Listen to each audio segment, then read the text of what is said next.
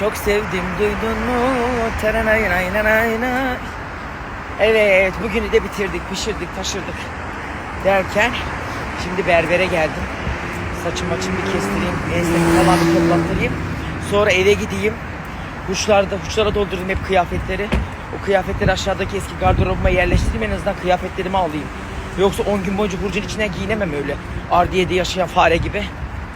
Oh, onu da geçtim. Yatak odası takımını dün Sevgi abla geldi aldı. Onun altında da bazalı boş hurçlar vardı. Allah'tan dibim köşem toplu.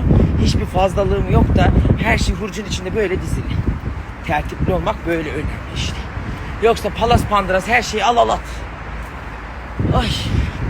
Akşam da Doğan'a gideceğim. Ev Ardiye gibi. Bari biraz vakit geçireyim. Hoş, Doğan'ın evinin de o duvardaki sıvasından tadilattaymış gibi duruşu.